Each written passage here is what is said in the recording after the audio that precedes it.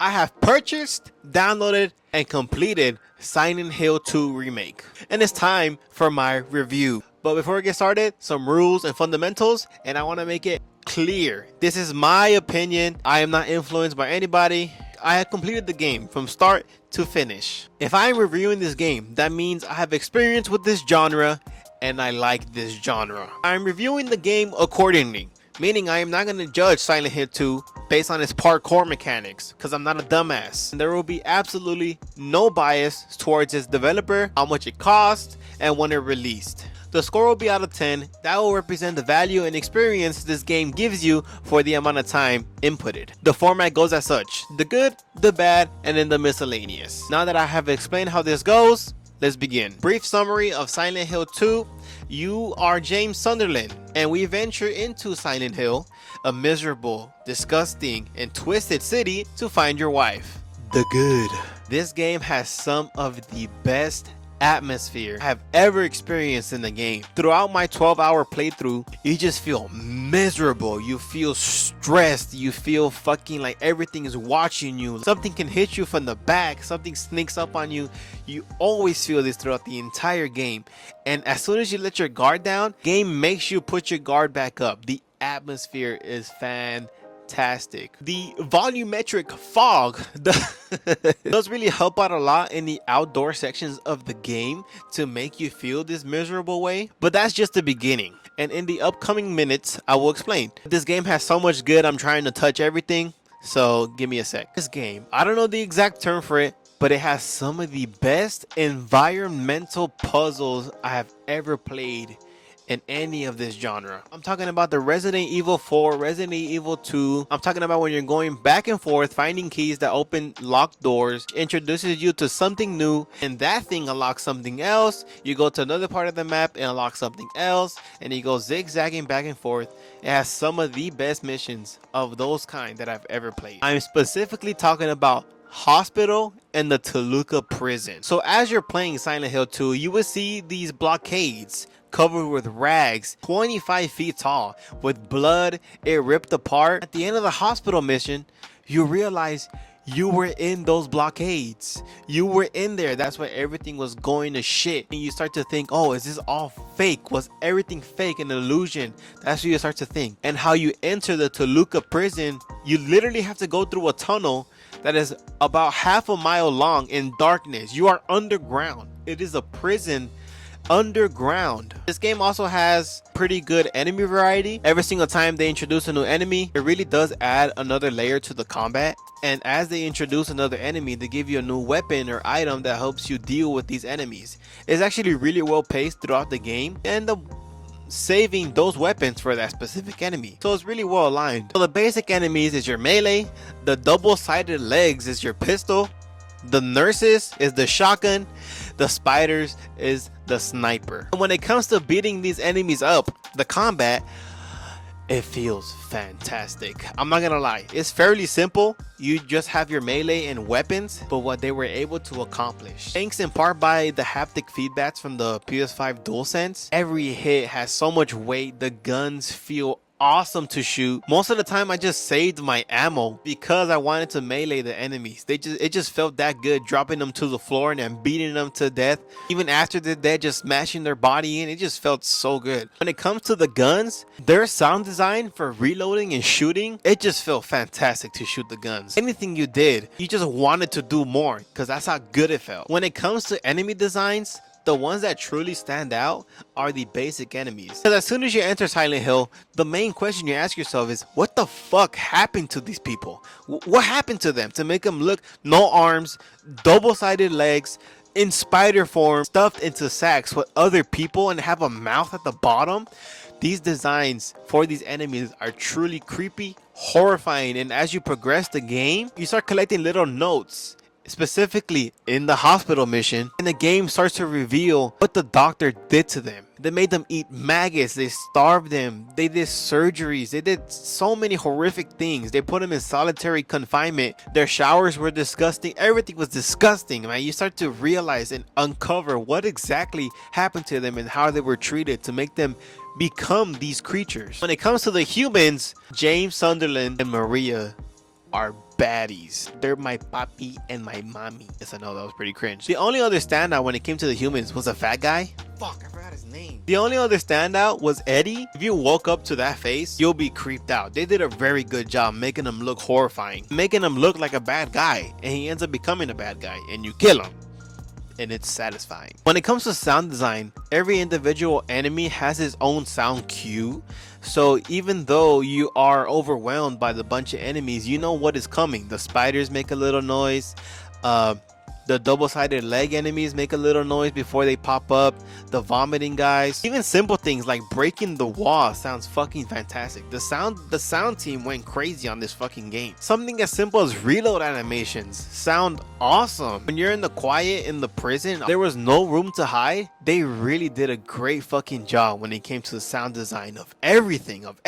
There is boss fights in this game, and my absolute favorite one is the creature in the ceiling. They don't exactly have names, but the one that stays in the ceiling, the mouth at the bottom of the sack, personally, that was the most disturbing design I've seen. It looks like it's a sack of 3 people that have been melted together, and there's a mouth at the bottom that's stitched to be open, and it's also in a contraption like a spider with metal arms and legs. It's truly disgusting. All right, that's the good. It's on to the bad. And I know you probably expected it. The story is pretty forgettable. I do understand that that's not the main reason you are playing this game. It's mainly for the environment and the experience. But they had opportunities to expand on the characters that they introduced, but they just didn't. They just didn't expand on them. They had time with Maria. They had time with the little girl. They had time with Eddie, but they just didn't. They didn't expand on them at all. When it comes to Angela and Eddie, all they really did was show why they're in Silent Hill. Eddie was bullied and he had to kill someone because he was getting bullied. Angela's father was very narcissistic, demanding, abusive, aggressive. It shows in the game how much hatred she had for her father. James Sunderland is pretty basic character. He's not a bad character, but he's pretty basic. He reacts to most situations very nonchalantly, except for when he's about to die, then it's different. Another point, I believe the game is slightly too long. In the beginning, when you're doing the environmental puzzle in the main city of Silent Hill, a lot of important areas have a good amount of distance between them, and you can't run any faster. Your running animation or jogging animation is pretty slow for the entire game. Yes, I understand it's a very depressing, stressful game. You don't exactly want to be full sprinting, slide canceling in the game, but maybe when you're outside, you could just jog a little bit faster to make it seem shorter. In the final area, the plaza, when you're about to meet Mary, I remember when I reached it and entered the building, I was like, another map? Another map? 3 floors? A base? Oh, I kind of wish that final area was a little streamlined to get to the end. An hour and a half, 2 hours shorter, it would have been the perfect length. Another way they could fix that, and another issue, in the beginning of the game, so many doors are just fucking locked. They're just locked. I have no idea why they're even in the game. Just cut those sections off of the map. No items, important details, no world design, no world building. They had nothing. Just the car with ammo. That's really it. Just take those out the game. You would have made the game a little shorter, and for the people who like to explore, less options for them to explore, because this is a fairly linear game. And when you have an area, people are gonna want to explore, and then when there's nothing, that does more bad to you than it does good. Okay, the boss fights. So the first boss fight with Pyramid Head, it was primarily being carried that you get to fight Pyramid Head. Like, his design is dope. A very popular and a memorable boss from the main game, from the original. So you get to fight him, but at the end of the day, he has like 3 moves. I know it's not from software, but you just hit him, you shoot him. That's pretty much it. It's a pretty basic boss fight. Also, when it comes to the door boss, I'm gonna call it the door boss, this weird looking thing, it was a little too long. You spend most of the time not even fighting him, just running away, trying to break TVs. That's pretty much how the fight goes. But yeah, that was pretty much the only issues I had with the boss fights. But yeah, not a very drastic thing. Okay, this last bad thing is mainly a gripe with me. But in the Toluca prison, in the main yard of darkness where you're doing the puzzle with the weights, every now and then you hear this horse type creature galloping around the yard. There's sometimes where you do the puzzle, he's coming close, galloping towards you. You get off the puzzle so you can aim your gun at him. but you never fight him. You never fight that creature. You never fight it. It was such a wasted opportunity. They hyped it up perfectly. They hyped it up perfectly to fight that enemy. Maybe it could be a one-time enemy you fight, like the Rat King in The Last of Us 2, but you never fight the enemy. It was a wasted opportunity, and that really bugged me. That's it for the bad. Time for the miscellaneous, and I'm gonna chill back. And I'm gonna try to do it off the dome with no scripting or bullet points or nothing. The ragdolls were awesome. The ragdolls, when it comes to the enemies, when you do the lunging attack and you knock them to the floor, like every single time I did it, it was very satisfying. And that is primarily the main reason why I had used melee the entire time, because you could just do a lunging attack and drop them to the floor. It was actually pretty good. It was fun. It was fun to do. So the lunging attacks, sometimes it just wouldn't work. If I was moving and then I do a lunging attack, it just wouldn't lunge forward and hit the enemy. And then the enemy would hit me and do a lot of damage, and then I had to waste the heal. It was mainly an issue in the beginning of the game, and I have no idea why.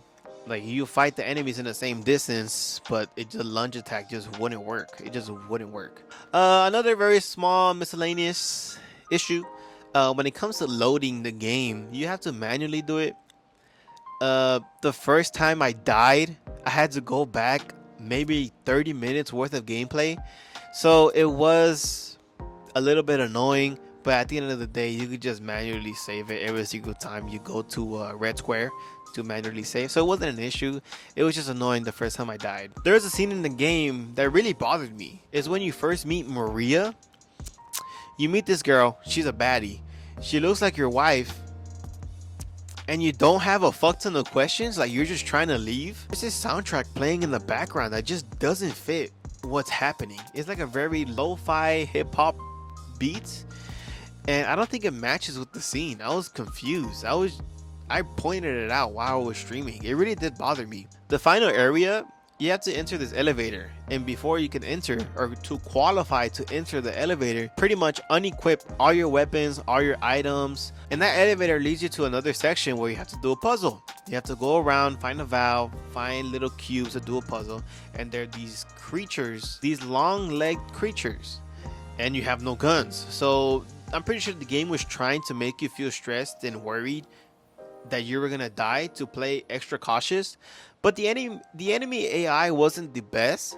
I would just run around like if they didn't exist, and when they do attack, they make a sound cue and I just spam dodge, and that's pretty much it. They don't follow you into doors, into crevices. They don't jump over windows. They don't do nothing. They just walk around. I didn't really find that as interesting, so I saw what they were trying to do, but it didn't work well because of the enemy AI. That was a small issue. Another small issue was the performance. I'm not one of those guys where it's like, oh, it has to be 60 FPS or I won't play the game. It's 2024, blah, blah, blah, blah, blah. As long as it's 1080p, 30 FPS, I'm chilling. And if the motion blur isn't crazy in that 30 FPS, I'll gladly play it. I recently played Bloodborne, and it's still on the PS4 version, 1080p, 30 FPS. And I enjoyed the game. Just to bring it up, thanks to Digital Foundry, this game doesn't run at a 4K native resolution on 30 FPS, and for performance it targets 60 FPS, but it will drop pretty consistently, especially when it comes to, obviously, the more enemies and fog, the more it drops. So it does kind of suck, but at the end of the day, it's not a big deal. Okay, so with all that said and done, I'm giving Silent Hill 2 Remake an 8.5 out of 10. I believe this game knew exactly what it wanted to be, and it executed it perfectly. Bloober Team, which is responsible for the remake, they did a great job. And they recently announced another game, another IP, a new IP they will be releasing in 2025. And that is a day one pre-order for me. If you like this review, please like and subscribe, and follow me on TikTok. I'll post a link in the description. And bye-bye. Alright guys, this is a section called the leftovers. This is no script, no bullet points, no nothing. It's just me, top of the dome, and I'm making these videos because I would like to be a reviewer. I've been playing games since I was 2 years old. First game was Soul Calibur 2 on the original Xbox. I remember playing it. I don't want to be necessarily a reviewer only per se, like a critic, but I would like my opinion to matter in the gaming community. Like, if I say the game is ass, some people will respect it and not buy the game, or respect my opinion and they won't play the game, or respect my opinion and they will play the game. At the end of the day, if you want to play these games, it's up to you. I can't really control what you do. I'm just providing information to you, hopefully guide you to make a purchase. When it comes to gaming, it doesn't really have a budget, so I mainly buy games new, 70 bucks, 50 bucks, 40 bucks.